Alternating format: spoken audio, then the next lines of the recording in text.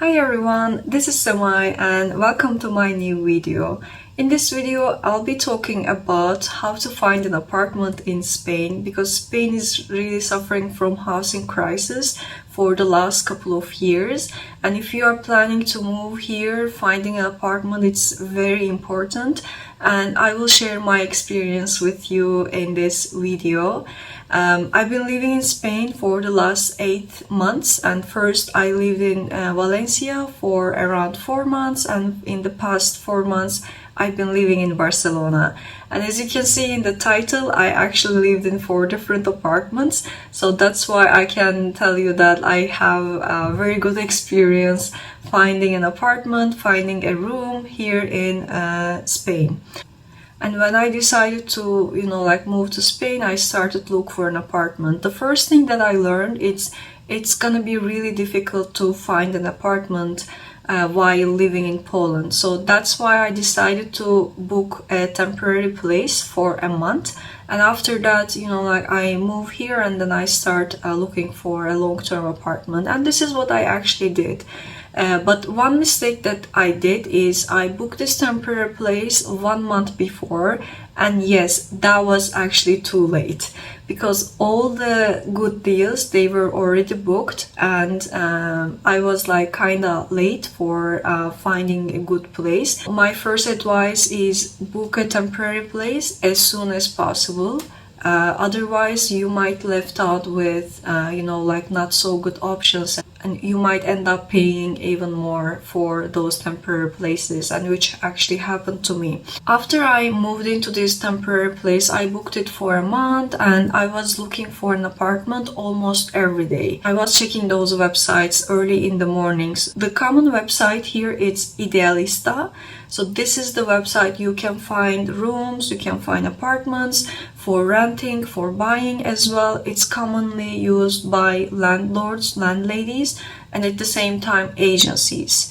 So that's another thing that you should know. Majority of the times if you are looking for an apartment, you will probably rent it through an agency. So when I moved to Valencia, yes, I was checking, the website regularly, but at the same time I was going to the real estate offices. I moved here and I'm looking for an apartment. This is my profile. Like, if you have an offer, can you, reach out to me? Can you call me? So I wanted to make this, first impression thing with the real estate agents, but nobody actually called me, so going there physically didn't work for me. Here in Spain, it's like a job application, like you are actually applying for a house and then they are giving you appointment time and then you need to be there, you need to present yourself and you check the apartment. In my experience, I talked to landlords, not agencies.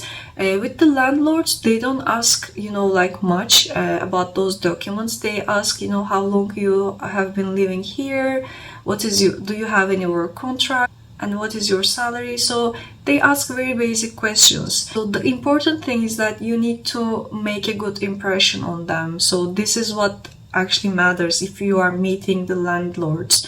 But with an agency, it's a different case. So agencies, they ask a lot of documents. So for example, I found an apartment and they asked about my salary and I told them like this is my salary, and it was actually 3 times more than the rent. They didn't actually like that, so they were looking for someone who is earning more. So my salary was 3 times more than the rent, but still they didn't give me the apartment. And the second time why they eliminated my profile was because I just moved to Spain, I'm a newcomer, and the requirement was living in Spain for 2 years, and that's why they said the landlord will not agree with your profile. So they didn't even give me an appointment date. I didn't even see those apartments because they said no, you are not good enough for us for this apartment.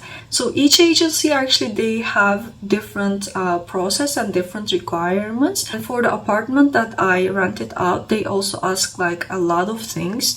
The first thing they ask is NIE. NIE is a very important document here in Spain. So for all the formal things like formalities, you need a NIE card, which is like an identity card here. and then they are asking for work contract, and it is better if you have a Spanish work contract. Like, you will have some kind of priority if you have a Spanish work contract. The other thing is that they ask for a bank account. If you have like a bank account here, and then they want to see the movements, like last 3 months movements in this bank account. And they asked me for the last 3 months pay slips, but I didn't have them because I just relocated here. I received only one salary, so I had like one pay slip. But they liked my salary, so that's why they decided to, okay, one pay slip will be enough. And at the same time, I provided them 3 months bank account movements. Then I waited around like a week that they are showing the profiles to the landlord, and they give their opinion as well, of course. So it's also important, like your first impression with the agent. And in my case, as I said, I had a strong profile because I was working in tech, and I had a very stable job for the last 8 years, and they just approved my relocation here. And based on the Spanish standards, my salary was a little bit higher, so they decided to give me the apartment. And actually that's all, you know, like this is how I got my first apartment here in Spain. Now I will give you some tips and I will try to highlight those important parts of renting an apartment. The first thing is that I found all of my apartments from Idealista, and it's important to check and refresh this website early in the mornings. You will see these recent parts or recientes, so recent advertisements. The early you apply for an apartment, it's highly likely that you will get the apartment. So the second tip that I could give you is that don't pay for anything until you see the apartment and until you sign something. This is very important because even the agencies, you know, like they can scam you. So you find an agency, look for their Google presence, look for their reviews. So see if their business is legit or not. This is like very important because a lot of scams are happening, especially for foreigners. So the other thing that you need to be careful about is the contract itself. It's important to read the contract and see the terms. If there's a notice period, or maybe there are some additional charges, how soon you can leave the apartment, you know, those important parts, you need to discuss them with agent, and at the same time you need to see them the contract. Majority of the contracts are gonna be in Spanish, and maybe you don't speak Spanish, that's okay.